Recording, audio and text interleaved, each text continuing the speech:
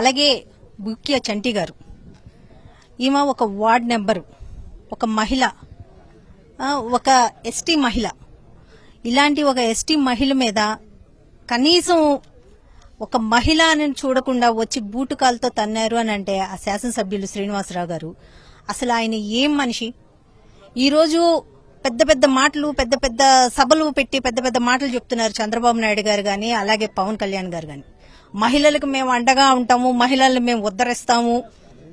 వాళ్ళు గతంలో election time అప్పుడు కూడా ఏదో వాలంటీర్ల గురించి గాని ఇంకా ఇంకా ఏవేవో జరిగిపోయినాయి, వేల కొద్ది మహిళలు ఈ ఆంధ్రప్రదేశ్ నుంచి ఏదో జరిగిపోయింది అన్నట్టు మాట్లాడేవారు. కానీ ఈ రోజు ఇదే తిరువూరులోన గతంలోన ఒక ఎంపీపీ మీద, ఒక మహిళ మీద దాడి చేశారు. ఈ రోజు ఒక వార్డ్ నెంబరు, ఒక ఎస్టీ మహిళ మీద దాడి చేస్తున్నారు. ఇలాంటి ఒక గవర్నమెంట్ మనకు అవసరమా? అసలు ఏంటిది? ఇది పరిపాలన? ఇది రౌడీ రాజ్యమా? లేకపోతే ఇది రెడ్ బుక్ రాజ్యాంగమా? ఏం జరుగుతుంది? ఒక మహిళను వచ్చి బూట్కాలతో తన్నారు. వాళ్ళు ఆయన హస్బెండ్, ఆమె హస్బెండ్ కృష్ణని, ఆ పిల్లల్ని ఇలాగ కొట్టి ఇంత బీభత్సం చేస్తుంటే అసలు ఈ పార్టీ క్రమశిక్షణ చర్యలు అంటే ఏమీ తీసుకోరా?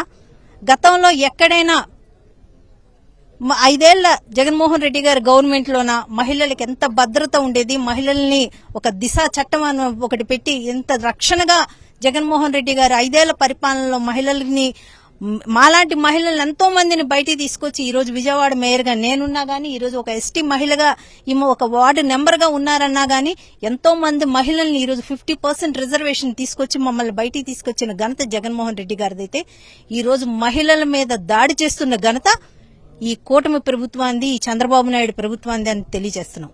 ఎందుకంటే తక్షణమే ఈ ఎమ్మెల్యే మీద చర్యలు తీసుకోవాలి. తిరువూరు ఎమ్మెల్యే మీద చర్యలు తీసుకొని బుక్య చంటి గారి కుటుంబానికి న్యాయం జరగాలి. న్యాయం జరిగేంత వరకు మా వైఎస్ఆర్సీపీ పార్టీ తరపున జగన్మోహన్ రెడ్డి గారి ఆదేశాలతోటి మేము వీళ్ళ చంటి గారి కుటుంబానికి అండగా ఉంటాము. వీళ్ళకి న్యాయం జరిగిన దాకా మేము పోరాడతామని తెలియజేస్తున్నాం.